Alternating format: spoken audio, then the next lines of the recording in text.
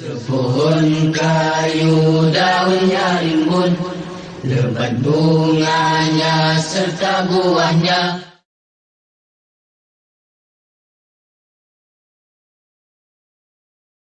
Hadirin dan hadirat sekalian, Nabi SAW sebut, kita cakap dalam konteks tu, yang konteks besar. Sekarang kita mari dalam konteks kita ni. Nabi cerita dalam hadis yang diriwayatkan oleh Al-Imam Al-Bukhari, Nabi kata, ya'ti 'alan nasi zamanun la yubali al-mar'u. Nabi kata, akan datang satu zaman yang mana seorang itu la yubalil mar'u ma akhadha bihi, seseorang tak akan peduli lagi apa yang dia ambil, aminal halali amin haram, halal ataupun haram. Masa satu zaman orang tak tanya dah halal ke haram, dia kira sama. Dan ini kita akan tengok nilai manusia tentang halal haram ni. Kadang-kadang kita bersembang dengan kawan-kawan kita, dia mungkin tak cerita dia tak ada integriti, dia cerita bab lain. Dia cerita dia punya pandai. Saya ada 2-3 hari, oh dia tak tengok, dia tak ambil, aku balas. Kawan-kawan lain gelak, tanda dia pandai. Tapi kita manusia yang punya prinsip, kita tahu kau ambil bukan orang punya. Hatta soal kita berprinsip harta ni, Allah Subhanahu Wa Taala akan tanya kita apabila membabitkan hak orang. Walaupun orang tu tak tahu, kita undur kereta, kita senerih kereta orang. Tuan kereta tu tak tahu, kita pun jujur cepat sekali tuan dia mai, kita balik. Tuan kereta datang, tengok-tengok kereta dia kemek dah separuh. Dia cari tentu tak jumpa. Dia lah kena pergi perbaik balik ke, 200-300 ke kena. Kita pun tak kenal dia, dia pun tak kenal kita. Mungkin masa berjalan 10, 20 tahun, 25 tahun, kita mati, kita pun dah tak ingat nombor kereta dia, warna apa kereta dia. Tapi kes itu akan dibicara di hari kiamat kelak. Ia adalah harta orang. Walaupun kita istighfar, astaghfirullahalazim, astaghfirullahalazim, tapi itu memusnahkan harta orang. Dosa itu dosa antara kita dengan dia, yang mesti kita selesaikan. Hadirin dan hadirat yang dirahmati Allah, ini adalah contoh integriti, honest. You rosak kereta orang, sibuk, you tulis nombor, letak kat dia. Tadi saya telah senerih kereta cik, ni nombor telefon saya. Mungkin zaman lah kita ambil gambar siap-siap, supaya nanti ikut dia pergi claim lebih daripada hak kita senerih tu. Kita pun tak tahu dia punya integriti terang mana. Tapi kes-kes yang seperti itu refleks sejauh mana kita jujur terhadap harta orang lain. Termasuk kadang-kadang makan. Saya sebut pada pelajar-pelajar, orang-orang kadang-kadang pergi Mekah. Pergi Mekah, sekarang tak boleh pergi Mekah. Ni nak cerita bukan di Mekah aja, di tempat lain pun sama. Kita pergi ke hotel. Hotel tu bagi kita seorang lah. Kita buat masuk lagi 2-3 orang, cepat-cepat depa tak nampak. Kita rasa. Dan kita makan. Kita bawa orang makan. Sedangkan dia tak termasuk. Dan berlaku, kita pergi Mekah, anak kita ke, kawan kita ke, kita jumpa di sana, kita tak main makan di hotel ku. Hotel tu peruntuk kan untuk satu kepala kita ya. Kita bungkus lagi, ramai lagi 2-3 orang. Kadang-kadang kita kecoh lagi nombor bilik. Kita rasa okey, tapi ia haram. Makan di kedai pun sama. Kita ambil satu lauk, tuan kedai main tu kita dah makan, dia pun tak tanya, kita pun tak abang. Tapi biasanya makan ni orang Melayu rasanya pasal telan terus kot, dia habaq jugalah. Demikian kepada harta-harta kerajaan yang lain, harta orang ramai. Sehingga Nabi SAW detail dalam hal ini, walaupun kadang-kala benda tu bukanlah dia ambil hak orang, dia ambil, tapi dia ambil tak melalui peraturannya. Nabi hantar satu orang lelaki untuk pergi buat urusan collecting zakat ini. Pergi ambil, pergi collect zakat. Dia balik, dia mari, dia harta-harta tu, dia kata hadza lakum wa hadza li wa hadhihi wa hadza hadiyatun uhdiyat li. Yang ni harta kamu semua, tapi hak bahagian ini orang bagi hadiah kat aku. Nabi SAW dengar. Nabi kata apa? Afala yajlisu fi baiti abihi au ummihi hatta ta'tiyahu hadiyatuh. Pasal apa dia tak balik duduk di rumah mak bapak dia nak tengok ada dapat hadiah ke tak? Ayat macam itulah. Dan sebagai fal yanzur ayat ta'tiyahu hadiyatuh. Pergi balik tengok di rumah mak bapak dia, nak tengok mai tak hadiah tu, Nabi kata. Maksudnya hadiah itu datang, dia namakan hadiah, tapi hadiah itu datang kerana jawatan yang awak ada, kerana orang mempengaruhi awak. Mungkin dia bagi kepada satu orang, bagi satu benda, dia tak minta apa masa tu, tapi dia akan berurusan lagi dengan kita pada masa hadapan. Dan pemberiannya itu mempengaruhi kita. Kita panggil hadiah, hakikatnya dia ada apa? Ya rasuah.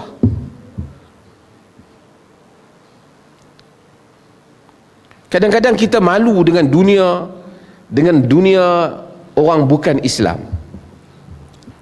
Saya hadiri satu conference macam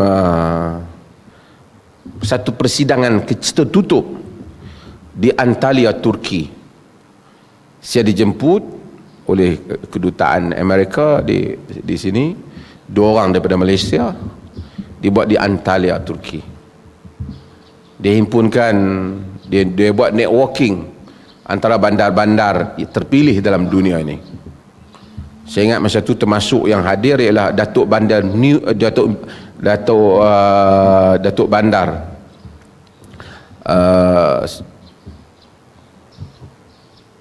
salah satu daripada bandar, saya lupa bandar dia. Tapi yang penting dia datang, dalam pembentangan dia itu dia sebut pengalaman dia rasuh.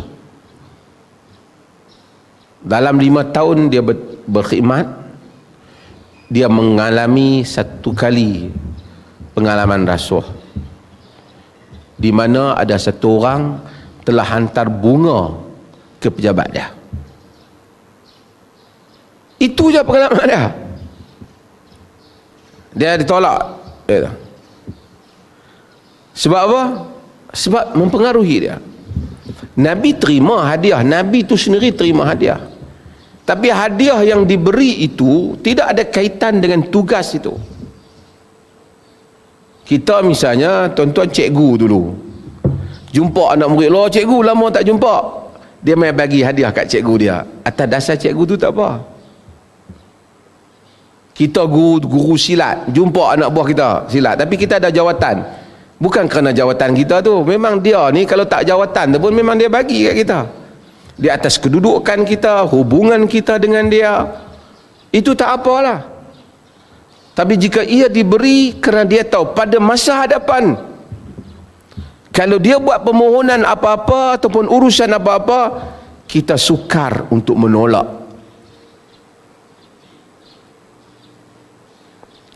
Orang bercakap tentang tadi Datuk Bandar Norway, dia orang Norway. Orang bercakap tentang integriti hari ini. Nabi SAW pada zaman di mana badui di padang pasir, bangunan tak singgah, pejabat Nabi pun tak ada. Nabi pejabat di dalam, Nabi pengurusan pejabat di dalam masjid ya. Tapi integriti tak ada kaitan dengan pejabat. Integriti kaitan dengan soal penghormatan diri seseorang. Kita di Malaysia, kita hadapi masalah, bukan di Malaysia lah, di dunia Islam keseluruhannya. Ni pun ada kisah rasuah. Sepanjang kita tengok cerita dalam politik ni, cerita rasuah lah, bagus lah, sensitif tentang rasuah. Kawan ni cerita ni, kawan ni cerita, kawan ni rasuah. Tapi bila kawan hak baru naik pun, kita pergi tengok, dia pun lebih kurang adik-beradik itu juga. Saya ni banyaklah tahu orang yang berurusan dengan berbagai-bagai kita, negara kita ni kan bertukar-tukar. Yang duk cakap tu pun kita tahu, dia bagi orang mai jumpa saya yakin percaya dengan fakta yang saya bagi. Dia pun macam tu, kawan hak duk cakap, dia pun bila nak urus dengan orang bawah nak macam tu juga. Dulu mungkin dia kata masuk poket, yang ni dia kata bagi kat persatuan saya, yang ni bagi dekat kaki tangan saya, yang ni bagi kat pegawai-pegawai saya yang mereka perlukan sekian-sekian. Pusing-pusing tiket kapal terbang, melancong, pusing-pusing walaupun tak mat, terus tak nama dia. Lebih kurang macam tu juga dunia. Di barat kita kritik mereka, bukan mereka telus semua, tapi tidak zahir seteruk itu. Saya selalu sebut Jepun, tuan-tuan sebarang siapa pergi Jepun, siapa pergi Japan dia tahu. Orang Jepun ni agama apa pun dia pun tak apa tahu. Shinto ke, Buddha ke, tak penting lah sangat bagi dia. Kadang-kadang dia hidup, lahir dalam Shinto, mati dalam Buddha, lahir dalam Buddha, mati dalam Shinto, tengok yang mana murah.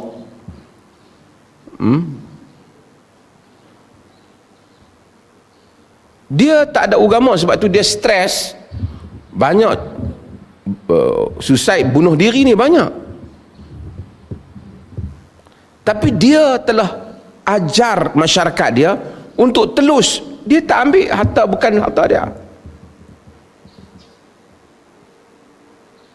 Pemimpin dia kalau bukan rasuah, kalau bunyi macam rasuah pun letak jawatan. Kita lagi tak masuk dalam, aku tak letak.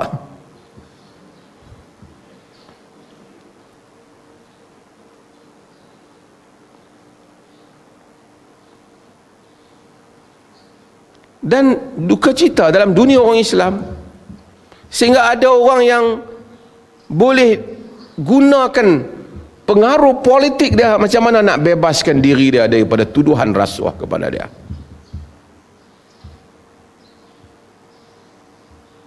Duka cita. Tak ada, Jepun bukan ada mufti, bukan ada dalil dia baca. Tapi manusia yang jujur, Tuhan balas kebaikan mereka, iaitu kebaikan menjaga amanah, negeri mereka maju dengan elok. Jepun ni bila buat bangunan terpaksa ambil kira takut gempa bumi. Tak apa tuan-tuan, ni tanda kita berada di dalam felda. Burung-burung berkicauan. Jepun tuan-tuan pergi, dia buat bangunan dia kena ambil kira kalau gegaran berapa nanti dia collapse bangunan dia. Dalam tsunami lah, gempa bumi lah, tapi dia maju. Kita masih pakai kereta dia. Sebab apa? Sebab dia telus bagi pengurusan diri dia.